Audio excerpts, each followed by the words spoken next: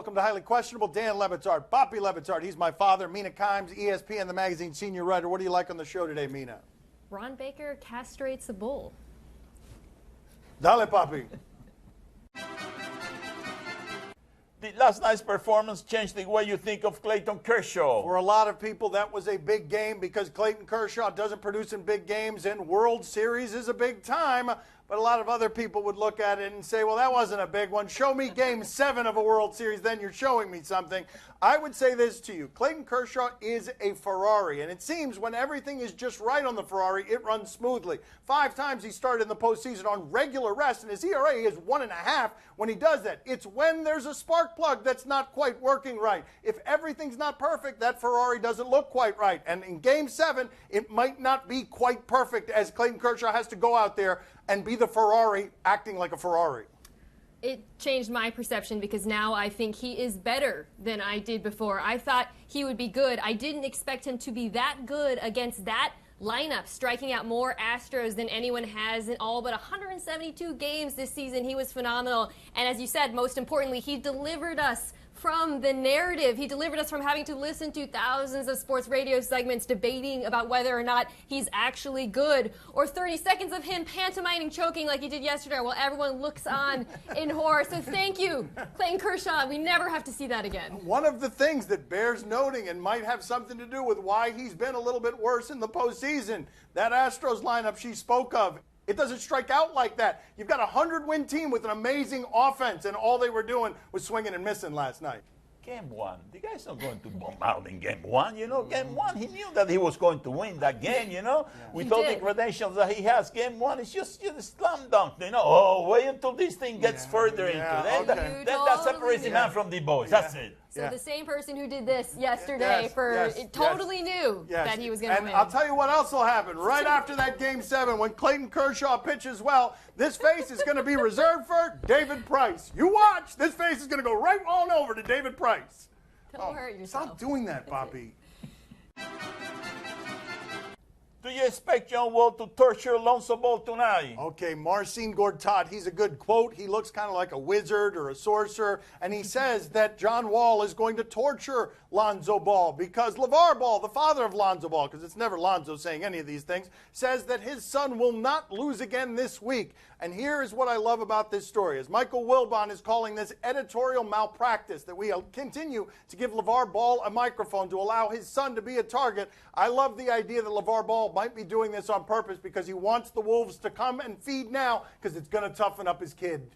Somebody did point out to John Wall, Lonzo Ball's never talked trash, and he responded by saying, well, his dad is gassing him up, which kind of cuts to the heart of it. Nobody's actually angry with Lonzo Ball. They're angry about the fact that his father's character, and it is the character, is making him the center of conversation. I mean, think about it. You're John Wall. You're one of the most underappreciated, underrated players in the NBA. You couldn't even get a shoe for years, and all of a sudden this rookie comes along, and he's in the headlines every day. Of course he's upset, because this isn't about basketball. It's about attention and our limited capacity for who gets it. I don't mind, though. I'm telling you right now, I'm here for all of it. I love the fact that a sorcerer is on television saying, I'm going to torture you. Right? Looks more menacing than that, I think. That was just somebody waving a wand.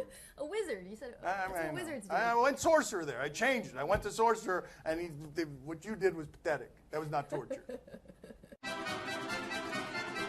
Did Philly help or hurt Markel Fultz by playing him to start the season? All right, Fultz is the name. That accent can make that tricky. Although I imagine that Philadelphia might be saying this about their first-round pick because he looks quirky. He looks like he is not physically able, and it's affecting his mental. But I would say to you the same thing I said to the previous question. He's got to learn now. This ecosystem weeds out the weak. If he is suffering now and can overcome it, he will be stronger afterward. It's what you ask of young people. So much tough love from him today. This totally befuddles me why they waited so long to sit him. I mean, that's their thing, sitting injured guys. Like, Joel Embiid didn't play for years, Ben Simmons for what felt like decades. There are players in Europe on the Sixers that we don't even know if they exist, yet they get this first-round draft pick who has a gimpy shot because he's hurt. Let's play him. Let's make him tough it out. I don't understand it at all. I mean, she's so right about that, though. As an identity, they shouldn't even be the 76ers. They should be the Philadelphia. Go sit over there for a while. It's okay. We'll wait. Somewhere Danny Ainge is laughing. Danny Ainge is laughing, right? He's like, look at my guys. They're more muscular than everybody in the league. You got a guy who doesn't know how to shoot free throws. Who deserves the most blame for the Giants' ineptitude? Jerry Reese, McAdoo, or Eli Manning? What are you laughing about, Mina? What's so funny? The way that he said Ben McAdoo. I mean, it is funny. It's one of the devices we use around here where he says things. They're normal things. Ben McAdoo's not funny by itself. He takes it, he mangles it around a little bit. Next thing you know, poof, a television show that's built around it makes me the sideshow. Anyway, what I was saying was, why are we blaming any of these people? All of these people can be blamed, and here's one of the things that happens here that's always interesting to me because it's happened in Baltimore now with Flacco. You grow to love the quarterback who's won you Super Bowls, even though he might not age well, and then when you try and keep him young with Odell Beckham gets hurt, and then what do you do when you're stuck with a quarterback and people whose jobs are tied to, like McAdoo, that quarterback, because McAdoo only has that job because he got that quarterback to play better. That quarterback who every weekend now is recreating Weekend at Bernie's on the field because he's playing behind a terrible offensive line that Jerry Reese decided not to bolster this offseason. No, he went out and got Brandon Marshall and some skill players and has that overpaid defense. But Eli Manning staying upright, not a priority for Jerry. I think he was right to blame himself here. It doesn't matter. You know, the GM is never on the field, so I can boo him. But I can boo the coach and I can boo the quarterback, so boo! It's all about who we can boo. Boo! I mean, yeah. Boo! Plenty of that to go around in New York. You can spread it evenly. It doesn't matter. All of them will get some of it. Coming up next on my son Stevie's show, Ron Baker. Can you give me a number of times in your career that you've been stopped by security at the arena, in any arena or any parking lot, because they don't believe that you're a member of the team? It actually happened my rookie season at Madison Square Garden. Joining us at the beach today, Ron Baker. He's a guard for the New York Knicks. How many Knicks can you name? How many Knicks? Porzingis. Baker. Baker, yes. That's he's got a children's book out now. You're too big to dream small. Let's talk to him a little bit. What is the most culture shock you've ever experienced moving from one place to another? That's a pretty simple answer. Coming from Kansas to New York City is probably the answer to that question. In Kansas, you have more space. You can see the sun. It's very open, so you know your directions pretty well. When I came to the city, it was very tough for me to know where I was. Obviously, there's buildings everywhere. The speed of the lifestyle is a lot quicker. So it's been an adjustment as far as being around so many people and just trying to get to know where I'm going, which way this subway is going, so on and so forth. What did you imagine that you were going to be early on in life? Was basketball always the path, or did you have some other ideas? I think along the path there were spurts where, yeah, everyone wants to be a pro athlete at a young age. When I got to high school, I was 5'8", not a very big athlete. I was pretty skilled. When I got to college, we made some really good tournament runs, and I started getting some confidence. Honestly, when I was in college, I thought I was just going to get my degree and go work for a really good business company in Wichita. And after the Final Four, I had the confidence to say, wow, you know what, wait a minute. being So a pro athlete is you're in the middle of, you are making a tournament run, and you are thinking after basketball already. You don't think you're going to make a career of it? Not till after that Final Four year. Before that, I was just thinking, get this finance degree, pursue a business opportunity in Wichita where business opportunities are everywhere. And so it's literally dawning on you during the season, I might be able to make a career of this. Like that's happening during the tournament run. When I slowed down and looked at it after the Final Four season, I kind of showed myself that I had potential to be an NBA player. That's when I noticed it the most. It's not something I was thinking about during the season, but after that freshman year, I realized it could be a possibility. So if you're going from not sure you're going to make a career of this, do you have a lot of pinch me moments in the NBA? Like if you had a lot of moments where you're looking around and being like, I can't believe I'm up here. Honestly, that first day I reported to the Knicks, I had Derrick Rose, Carmelo, so many big-time NBA players on my team. That was a surreal pinch-me moment. And then, honestly, every day is kind of a pinch-me moment. Wake up and you're going to work to play a game. How surreal is that just to slow down and think about that? Can you give me a number of times in your career that you've been stopped by security at the arena, in any arena or any parking lot, because they don't believe that you're a member of the team? It actually happened my rookie season at Madison Square Garden. They had to radio in and see if Ron Baker was actually a player. I guess he just didn't look the type. So wait a minute, so you were already collecting paychecks from the Knicks, and they stopped you?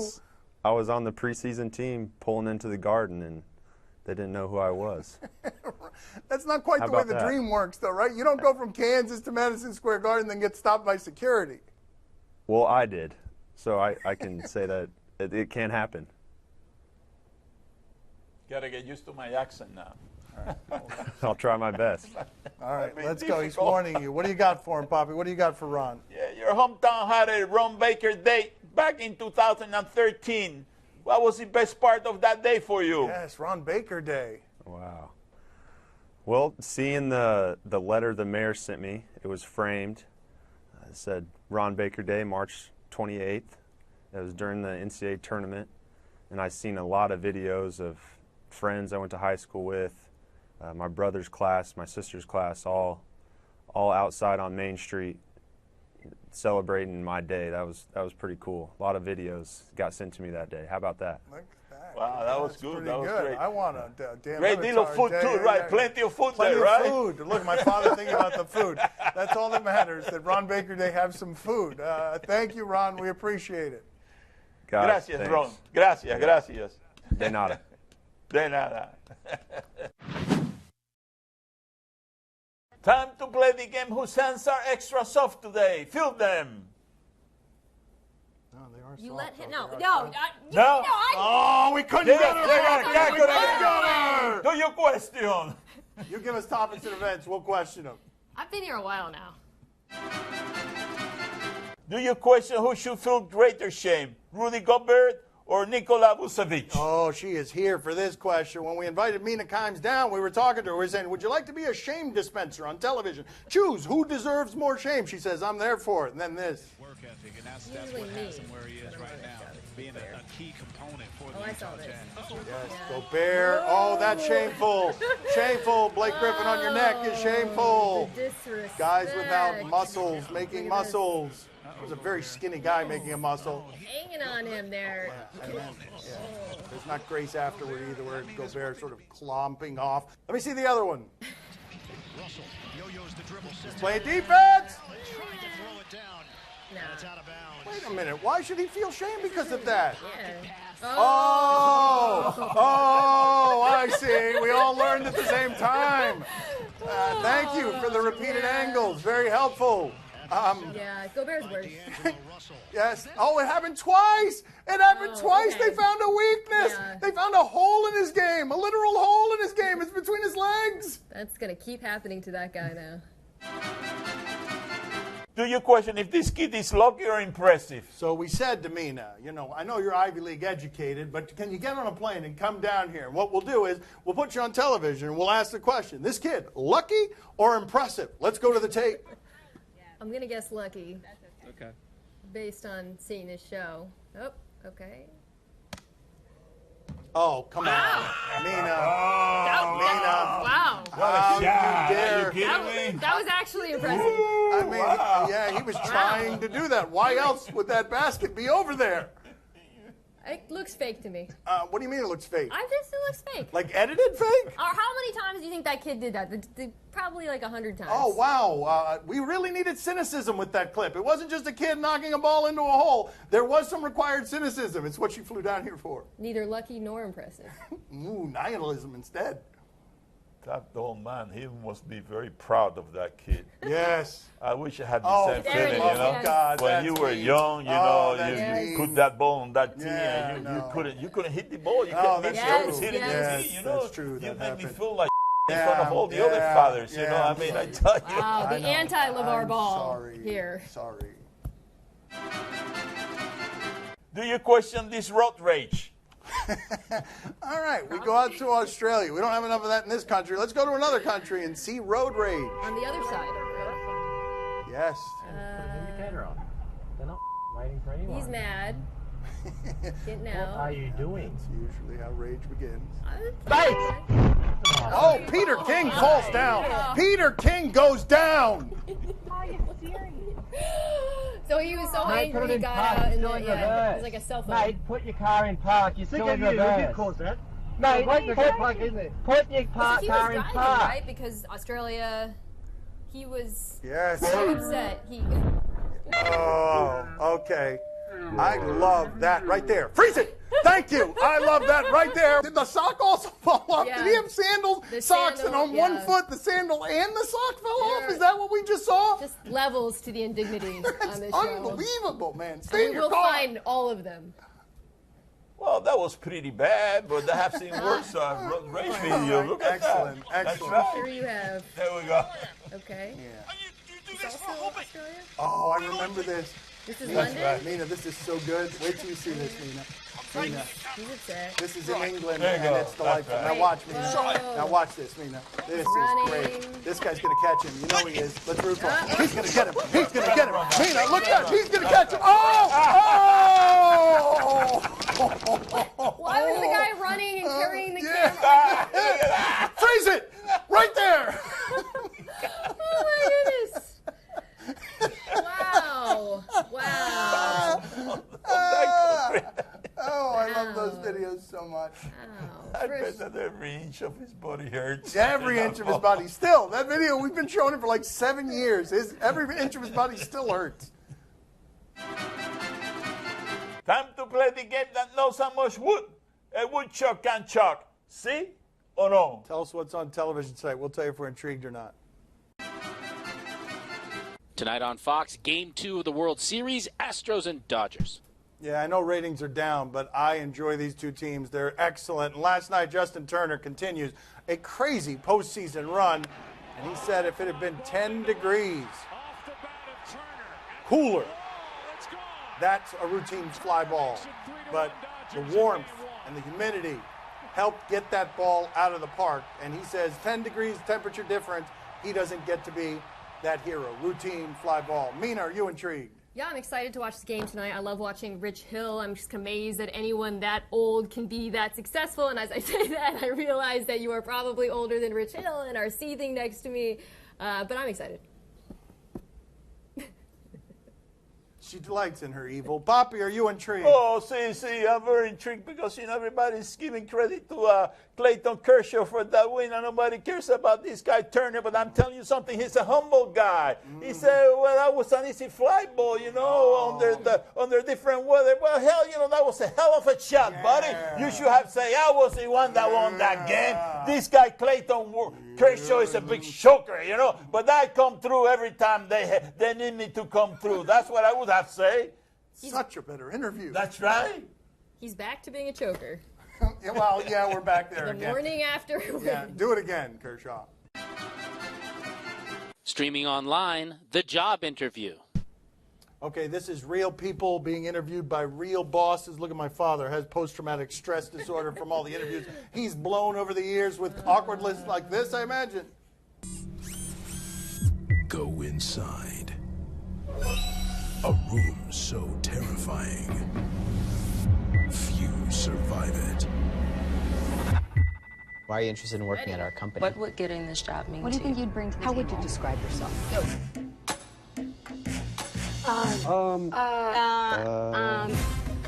You doing all right? It's the hardest thing I've ever done in an interview before. I really want this job so bad. The first impression is everything. Push, pull. If you had access to a clone of yourself, what would you do? A clone? Was he like indestructible? Or? Fantastic. I take pride in my work. Always the person that strategizes. I think I'll be a great asset. I think it's going to be a tough decision. I mean, we will put anything on television. This is proof of it, and that is proof of it. No, not at all. Mina, are you intrigued? Yeah, I've had some bad interviews. Once I was interviewed for a job, I was asked, what is your biggest flaw? You're supposed to say, I work too hard. Instead, I said, I don't go to the bathroom very often. True story. I got the job. Congratulations. What a weird place to share that intimacy. Poppy, are you intrigued? Oh, see, I'm very intrigued, but that's not my problem. You know, I got to keep going to the bathroom every other minute, you know what I mean? So I got 2 strikes against me, you know what I mean? What is your biggest flaw if he was being interviewed? I'm in the bathroom all the time. I have a weak bladder. I was making bagels, and I thought, well, maybe they'll think it's good if I don't have to pee a lot because I can work harder. I don't know why I said that. She's still explaining it. She doesn't know that all this is going to end up on television. That's all the time we have for today. Thank you for watching. What the hell just happened? He's a wizard. We're wizards.